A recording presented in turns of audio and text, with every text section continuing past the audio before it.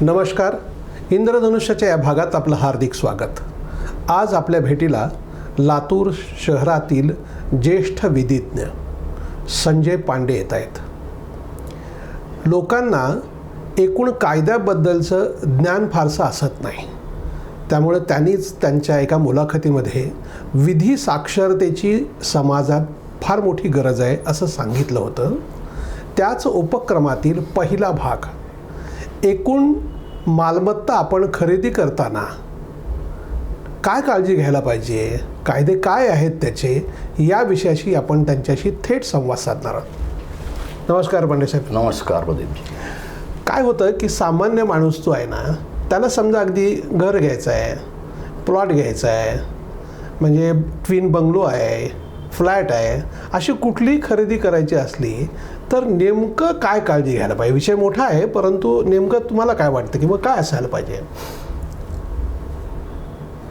जसं मागच्या मुलाखतीमध्ये मी म्हणालो होतो तसं विधी साक्षरता याचा अर्थ असा नव्हे की प्रत्येक कायद्याचं आपल्याला सखोल ज्ञान एखादा प्रोफेशनल किंवा वकील असल्यासारखं असावं, परंतु आपली फसवणूक होऊ नये त्यासाठी ज्या दक्षता घेणं आवश्यक आहे त्यासाठी काही कायद्यांची माहिती आपल्याला असणं निश्चित गरजेचं आहे. आणि म्हणून मला असं नेहमी वाटत आलेलं आहे की समाजामधले सुशिक्षित वर्ग, किमान या वर्गाला काही कायद्यांबद्दलची जुजबी का होईना अशी माहिती असावी, ज्यायोगे व्यवहार करत असताना त्यांना अडचणी येऊ नयेत, त्यांची फसवणूक होऊ नये, या दृष्टीनं विधी साक्षरता हा शब्द मी वापरला होता. बरोबर. आता आपण जो प्रश्न विचारला आहे तो निश्चितच अत्यंत महत्त्वाचा विषय आहे. याच्यावर खूप सारं बोलण्यासारखं आहे. आपल्याला वेळेच्या मर्यादा आहेत आणि त्यामुळे त्यातले महत्त्वाचे जे मुद्दे आहेत ते मी आपल्याला थोडंसं विशद करतो, त्याची माहिती आपल्याला देतो. साधारणतः प्रत्येक माणूस आपल्या आयुष्यामध्ये प्रत्येकाचं एक स्वप्न असतं की आपलं एक घर असावं. आणि हे घर घेण्यासाठी बरीचशी लोक, मग मध्यमवर्गीय असतील, निम्न मध्यमवर्गीय असतील, उच्च मध्यमवर्गीय असतील, हे सर्वजण आपल्या आयुष्याची पुंजी या घर खरेदीसाठी किंवा प्लॉट खरेदीसाठी लावत असतात. आता याच्यामध्ये बऱ्याचशा वेळेस त्यांच्याकडनं चुका होतात, आवश्यक ती काळजी घेतली जात नाही, त्यातनं फसवणूक होते. आता फसवणूक का होते, करणारे कोण असतात या कारणात आपण तपशिलात न जाता, पण फसवणूक होऊ शकते. कारण आत्ता आमचा जो अनुभव आहे त्या अनुभवामध्ये अशा प्रकारे चुकीच्या पद्धतीनं व्यवहार झालेले आहेत, यातून निर्माण झालेले खूप मोठे खटले कोर्टामध्ये पेंडिंग आहेत. अच्छा. आणि त्यामुळं मग अशा लोकांना विनाकारण त्या खटल्यांना वर्षानुवर्ष तोंड देत बसावं लागतं. त्यामध्ये पैसा जातो, शक्ती वाया जाते, वेळ वाया जातो आणि मग मानसिक त्रास जो आहे तो वेगळाच आहे. आणि म्हणून सुरुवातीला जर आपण काही दक्षता घेतल्या तर यातलं बरंचसं काही आपण टाळू शकतो. आणि हे जर टाळता आलं तर आपले जे व्यवहार होतील ते अत्यंत कायदेशीर पद्धतीनं होऊ शकतात. आणि मग उद्या यदा कदाचित त्यातनं एखादा खटला निर्माण झाला तर हे आपले डॉक्युमेंट्स किंवा आपली कागदपत्र ही यथायोग्य असावीत, कायदेशीर असावीत, ज्या योगे आपण कोर्टामध्ये आपले हक्क साबित करू शकू. बऱ्याचशा वेळेस काय होतं की आपले कागदपत्र त्याच्यामध्ये त्रुटी असतात, त्याच्यामध्ये दोष असतात आणि मग अशामुळे आपली बाजू सत्य असूनही, खरी असूनही कोर्टामध्ये आपण आपले हक्क साबित करू शकत नाही, ही वस्तुस्थिती आहे. बरोबर. आणि यातनं मग एक प्रकारचं नैराश्य कोर्टाबद्दल, एकंदर न्यायव्यवस्थेबद्दलचे उपेक्षा, असे काही जे विषय निर्माण होतात समाजामध्ये, ते याची कारणंही साधारणतः ही आहेत. मला असं वाटतं की दोन प्रकारामध्ये आपण याची विभागणी करूया. आपण सुरुवातीला आपल्याला प्लॉट खरेदीबद्दल बोलतो. बरं. बघा, साधारणतः प्लॉट खरेदी करत असताना ज्या काही गोष्टी आपल्याला बघायला लागतात त्यातल्या 2-3 ढोबळ मनानं ज्या गोष्टी आहेत त्या गोष्टी अशा आहेत की प्लॉट विक्रेत्याची मालकी हक्क याची तपासणी करणे. अच्छा. हा पहिला मुद्दा आहे. आता याला थोडंसं विस्तारानं सांगायचं असं म्हटलं तर एखाद्या जमीन मालकानं त्याच्या जमिनीमध्ये प्लॉट्स पाडले असतील तर त्या जमिनीला त्याची मालकी होती का नाही, बरोबर, याची तपासणी करणं, त्याच्याबद्दलची कागदपत्र बघणं. मग ती जमीन त्याला वारसा हक्काने मिळालेली आहे का वाटणीमध्ये मिळालेली आहे, त्यांनी खरेदी घेतलेली आहे, बक्षिसाने मिळालेली आहे, मृत्यूपत्राने मिळालेली आहे, अशा अनेक प्रकारे त्यांनी ती मालमत्ता कमावलेली असू शकते. बरोबर. तर त्याची कागदपत्रं आपण आधी बघितली पाहिजेत की या जमिनीची मालकी त्या मालकाला होती का, त्याच्या कागदपत्रांची आपण तपासणी केली पाहिजे आणि त्याचा आग्रह धरला पाहिजे की ही कागदपत्रं तुम्ही आम्हाला दिली पाहिजेत. आता ही मालकी हक्काची कागदपत्रं पाहत असतानाच की साधारणतः आपण मागच्या एक 12-15 किंवा जास्तीत जास्त 30 वर्षाचं त्या जमिनीचं रेव्हेन्यू रेकॉर्ड, ज्याला महसूल अभिलेख म्हणतो आपण, तोही तपासणं गरजेचं आहे. म्हणजे त्याच्यामध्ये याची नुसती मालकी नाही तर त्याचं रेकॉर्डही आहे गेल्या 20-25-30 वर्षाचं. अशा प्रकारची ती तपासणी करणं हे गरजेचं आहे.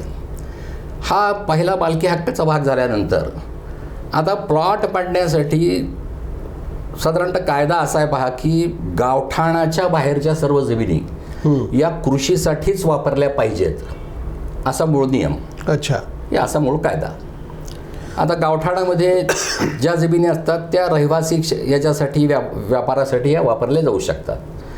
मग गावठाण क्षेत्राच्या बाहेरच्या जमिनी आहेत त्या जमिनी जर आपल्याला रहिवास, व्यापार किंवा इंडस्ट्री याच्यासाठी वापरायचं असतील तर त्यासाठी आपल्याला अकृषी परवाना लागतो. म्हणजे शासनाची परवानगी घ्यायला लागते की मला ही शेती जमीन आहे, याचा वापर बदलायचा आहे, वापर बदल करायचा आहे आणि त्यासाठी हा वापर बदल करण्यासाठी परवानगी मागण्याची एक प्रक्रिया आहे.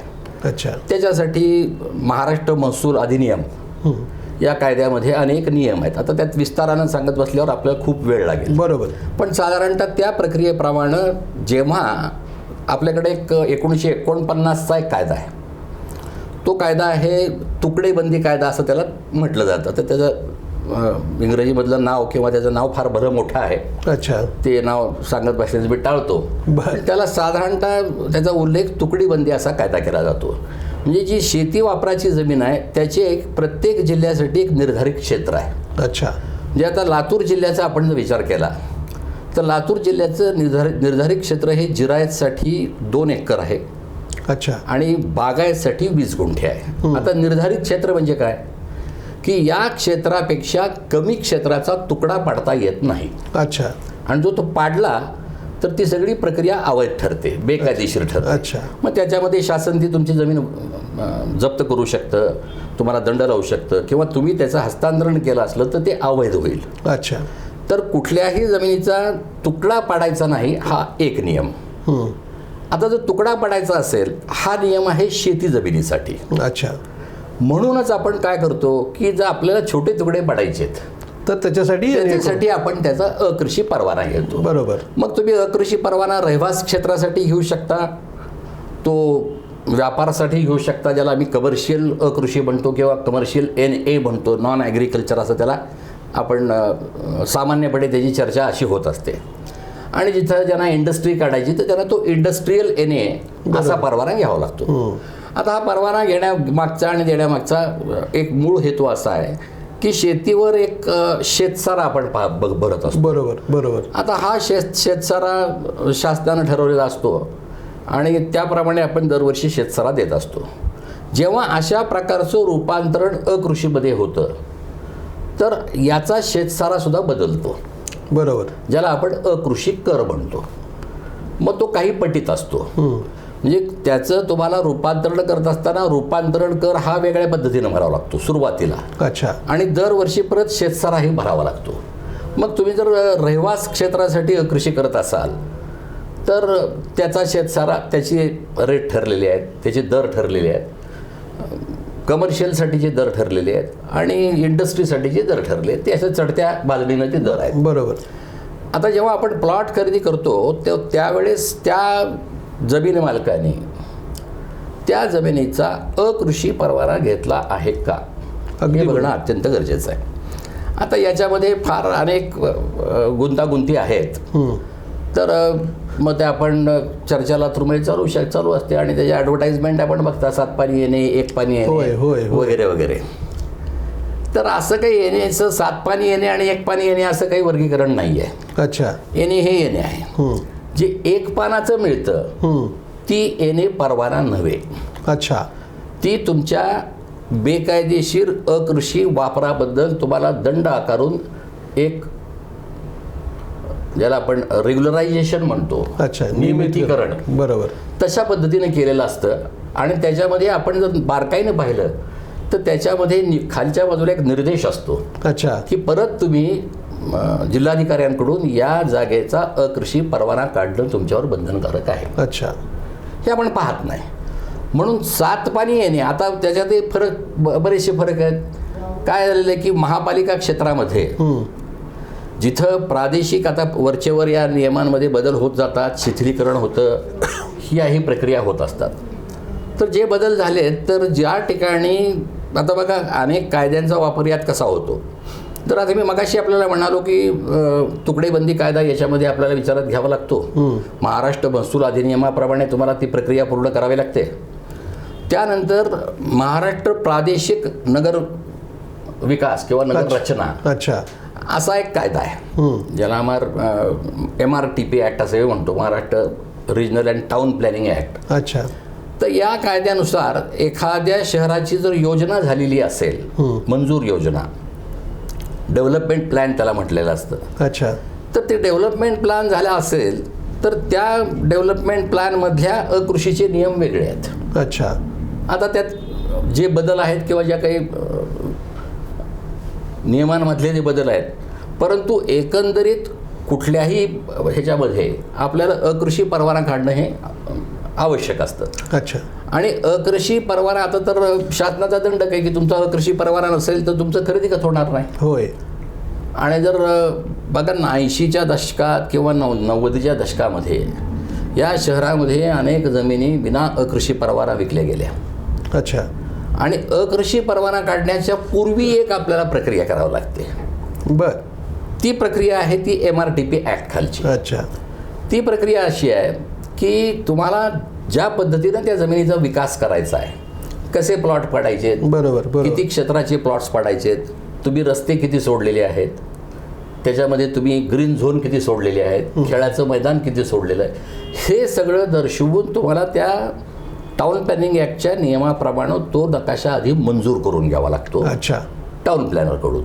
आता यात थोडासा असा फरक आहे की शहराच्या अंतर्गत महापालिका क्षेत्रामध्ये ज्याला आम्ही प्लॅनिंग अथॉरिटी म्हणतो, ती प्लॅनिंग अथॉरिटी आहे महानगरपालिका. म्हणजे हा जो नकाशा आहे तो तुम्हाला शहराच्या आतल्या जमिनीचा असेल तो महानगरपालिकेकडनं मंजूर करून घ्यावा लागतो. बरोबर. आणि शहराच्या बाहेर जर असेल तर तो जे स्टेट टाउन प्लॅनर, म्हणजे शासनाचं एक टाउन प्लॅनिंग डिपार्टमेंट, बरोबर आहे, त्या कार्यालयातनं तुम्हाला त्याची परवानगी घ्यायला लागते. मग एकदा तुमचा नकाशा मंजूर झाला, त्या नकाशा मंजूर झाल्यानंतर तुम्हाला अकृषी परवाना काढावा लागतो. अच्छा, अकृषी परवाना काढल्यानंतर मग तो प्लॉट वैध रीतीनं हस्तांतरित करता येतो. हा त्याचा एक असा प्रवास आहे.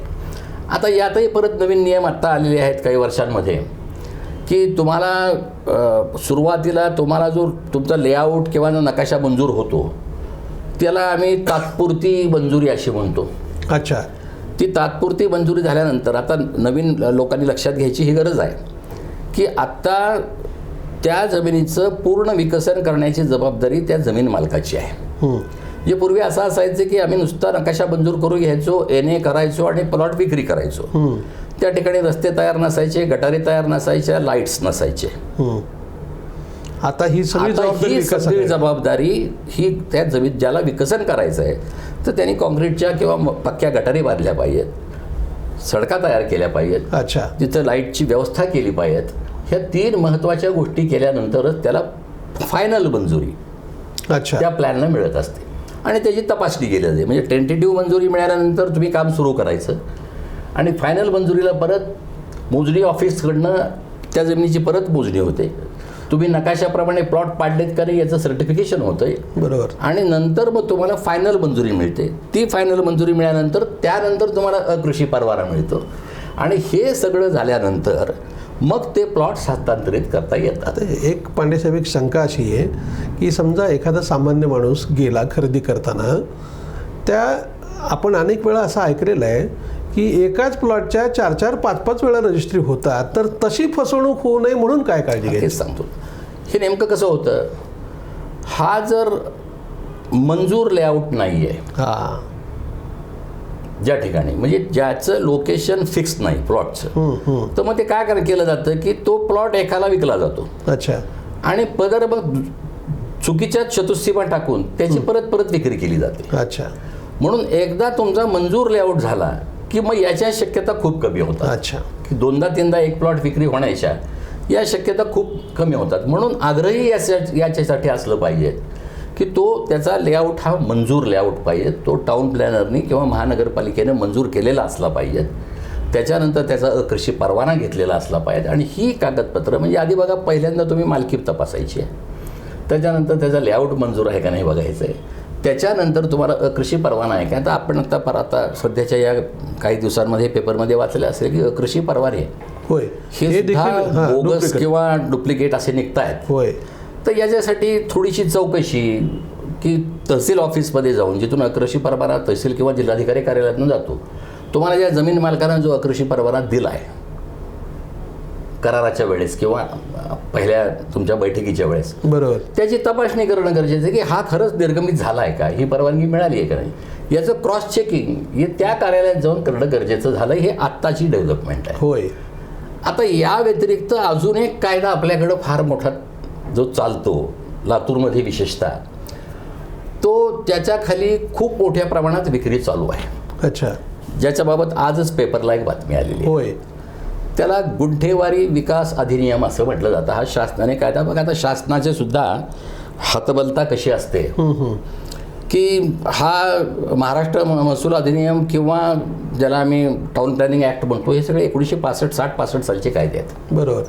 त्यानंतर या कायद्यांची अंमलबजावणी बरोबर होते का नाही हे बघितलं गेलं नाही, असं हे वास्तव आहे. बरोबर. आणि मग नेमकेपणानं काय झालं की अनेक गावांमध्ये, महाराष्ट्रातल्या अनेक शहरांमध्ये अवैध रीतीनं तुकडे पाडले गेले, जे तुकडेबंदी कायद्याच्या विरोधात होते. अच्छा. आणि मग त्या ठिकाणी घर बांधणी झाली, लोकांनी घरं बांधली, छोटे छोटे लोकांनी आता प्लॉट घेतले, त्याच्यावर पैसा खर्च केला आणि घरं बांधली. ही सगळी हस्तांतरणं विशेषतः या दोन कायद्यांच्या, तुकडेबंदी कायदा, महसूल अधिनियम किंवा टाउन प्लॅनिंग याच्या अगेन्स्ट आहे, त्याच्या विरोधात आहेत. बरोबर. त्यामुळे ते अवैध होते. परंतु मग आता त्याचं नियमितीकरण करण्यासाठी हा गुंठेवारी कायदा आणण्यात आला. बरोबर. बरोबर. आणि त्या कायद्याचा उद्देश असा, एक प्रत्येक कायदा जेव्हा तयार होतो तेव्हा त्याला statement of reasons and objects असं लिहिलेलं असतं की हा कायदा काय करण्यामागचा उद्देश काय, याची कारणं काय. तर आपण जर वाचलं या गुंठेवारी कायद्यामध्ये, तर त्यात या शासनानं असं मान्य केलं आहे की अशा प्रकारची अवैध विकसन किंवा प्लॉटिंग हे राज्यभर आहे, अगदी सरसगट झालेलं राज्यभर. आणि आत्ता ही झालेली घरं आम्ही काही पाडून टाकू शकत नाहीत किंवा काही करू शकत नाहीत, तर यांना नियमित करण्याची गरज आहे, म्हणून आम्ही हा कायदा करतोय. म्हणून गुंठेवारी कायद्याखाली परमिशन आत्ता सरसगट घेतली जाते. पण मी सर्वांना असं सांगेन की गुंठेवारी कायद्याखालची ही परमिशन ही रेग्युलर परमिशन नव्हे. अच्छा. त्याला आपण ज्याला आपत्कालीन एखादा अपवादात्मक ती परमिशन असते. जर एखाद्या जमिनीचं नवीन लेआउट झाला असेल तर त्याच्यासाठी आपल्याला रेग्युलर एने परमिशन असली तरच प्लॉट घ्यावा. कारण त्यात दुसरी एक अशी त्यात अडचण अशी आहे की गुंठेवारी या नियमाआधारे तुम्ही जर एखाद्या प्लॉटचा एने झालेला असेल तर तिथं परत तुम्हाला बांधकाम करताना अडचण येते. होय. बघा, चटई क्षेत्र नावाचा एक विषय आहे बांधकामाचा की एखाद्या प्लॉटवर तुम्हाला किती बांधता येतं. होय. त्याला आपण FSI म्हणतो, फ्लोर स्पेस इंडेक्स, ज्याला चटई क्षेत्र मराठीत म्हटलं जातं. बरोबर. तर साधारणतः आजच्या जे नियम आहेत त्या नियमाप्रमाणे दीडपट, म्हणजे आता आपण गृहीत धरू 1000 चौरस फुटाचा प्लॉट आहे तर तुम्हाला 1500 चौरस फुटाचं बांधकाम करता येतं. अर्थात त्याला परत साईड मार्जिन सोडणं, समोरून किती जागा सोडायची, मागची किती सोडायची, याचे वेगवेगळे नियम आहेत. आता नेमकेपणानं काय होतं की जेव्हा गुंठेवारी खाली येणे परमिशन असते तर तिथं तुम्हाला 1.5 FSI मिळत नाही. अच्छा. तिथं तुम्हाला 0.75 म्हणजे नेमका अर्धाच FSI मिळतो. अरे बापरे. म्हणजे उद्या तुम्ही गुंठेवारीचा प्लॉट विकत घेतला आणि महापालिकेत बांधकाम परवाना मागायला गेला तर तुम्हाला 1.5 FSI प्रमाणे परमिशन मिळणार नाही. अच्छा. तुम्हाला 0.75 प्रमाणे परमिशन मिळेल. तर त्यामुळं आपल्याला जेवढं बांधकाम करायचं आहे तेवढं बांधकामही करता येणार नाही, किंवा जेवढं अपेक्षित बांधकाम आहे तेवढंही नाही, तुम्ही बांधकाम करता येणार नाही. म्हटल्यासारखं मंजूर लेआउट जो आहे त्याच्यातच आपण प्लॉट त्याच्यातच आपण प्लॉट घेतला पाहिजेत. आणि त्याच्यात आणि या सगळ्या गोष्टीतनं आता जर आपल्याला या सगळ्या अवघड गोष्टी वाटत असतील, या सगळ्या तपासण्या करणं, ही कागदपत्र पाहणं, तर मी असं म्हणेन की आपण आता काय झालेलं आहे की प्रदीपजी, आपण पाहतोय की जमिनींच्या किंवा प्लॉटच्या किमती ह्या प्रचंड वाढलेल्या आहेत. होय, सामान्य माणसाच्या आवाक्याच्या बाहेरच्या आहेत. त्यामुळे कुठलाही प्लॉट आपण घ्यायला आपण लाखो रुपये खर्च करतो. त्यामुळं कायदेशीर सल्ला घ्यावा. त्यामुळं कायदेशीर सल्ला घेणं आणि सगळी कागदपत्र अनुभवी किंवा त्यातल्या त्यात काम करणारे जे लोक आहेत अशा लोकांकडनं थोडेसे पैसे खर्च करून यस, सुरुवातीला जर दक्षता घेतली गेली, हा व्यवसायाचा प्रचार नाही, बरोबर, दक्षता घेण्याचा भाग आहे. खरं आहे, खरं आहे. पण तुम्ही जर कायदेशीर सल्ला, जसं आपण आजारी पडल्यानंतर ताबडतोब डॉक्टरकडे जातो आणि त्यांच्याकडनं तपासण्या करून घेतो, वेगवेगळ्या पद्धतीची आपण टेस्ट करतो, तशीच एक साधारणतः प्रक्रिया की तुम्ही एखादा व्यवहार करण्याच्या पूर्वी तुम्हाला काय केलं पाहिजे, कागदपत्र तुम्ही जमा केली पाहिजेत, ती कागदपत्र तपासून गेली पाहिजे, ज्याला आपण टायटल रिपोर्ट किंवा सर्च रिपोर्ट म्हणतो, तसं त्या एखाद्या निष्णात व्यक्तीकडनं तुम्ही माहिती घेऊन त्याच्याकडनं एक रिपोर्ट तयार करून घ्या की बाबा हे सगळं बरोबर आहे का, आणि मग तो व्यवहार जर केला तर यात फसवणुकीचे प्रमाण हे अत्यल्प होऊ शकतं. धन्यवाद, आपण वेळ दिलात, मनापासून आभार. आपल्याला हा जर व्हिडिओ आवडला असेल तर तो लाईक करा, फॉरवर्ड करा व सबस्क्राईब करा.